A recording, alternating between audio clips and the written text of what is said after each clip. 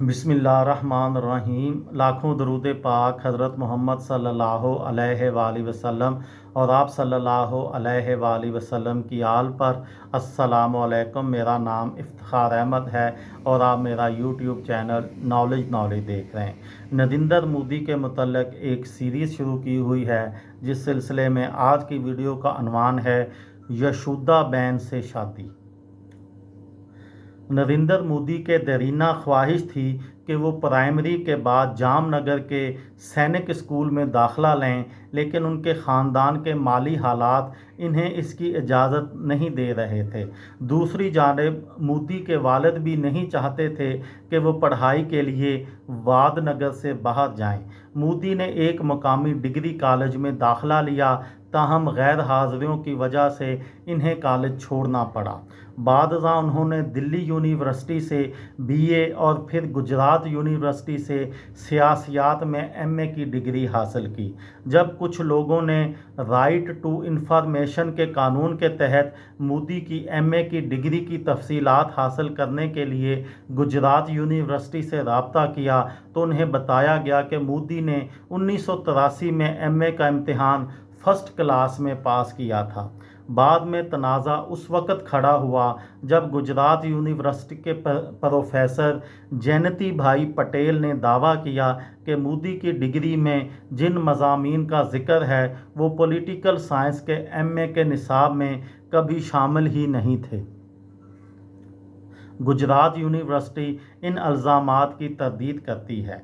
सन 2014 में बीजेपी की जानिब से वज़ारत उज़्मा के लिए नामज़द किए जाने के बाद नरेंद्र मोदी ने सरेआम तस्लीम किया कि वो शादीशुदा हैं।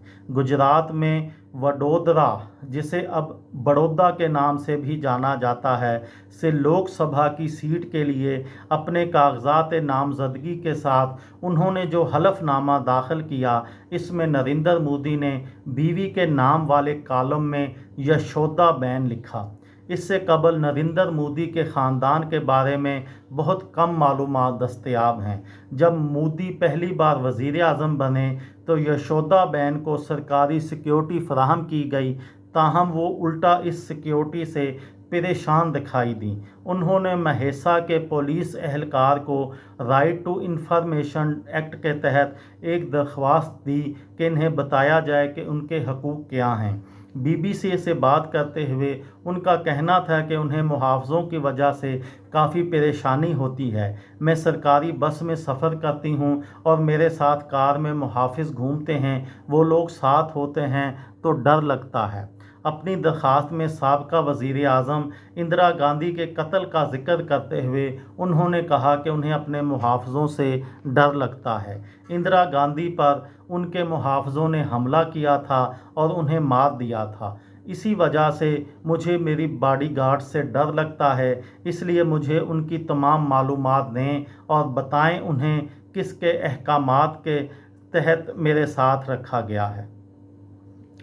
मोदी को आरएसएस में लाने का सेहरा अगर किसी के सर जाता है तो वो हैं लक्ष्मण राव इनामदार उर्फ वकील साहब। उस ज़माने में वकील साहब गुजरात में आरएसएस के रियासती प्रचारक हुआ करते थे। एमवी कामत और कालिंदी रांदेरी अपनी किताब Narendra Modi the architect of a modern state में लिखते हैं कि एक बार मोदी के वालिदैन बहुत अफसरदा थे कि वो दिवाली पर घर नहीं आए। उस दिन वकील साहब ने उन्हें आरएसएस की रुकनियत दिलवाई थी।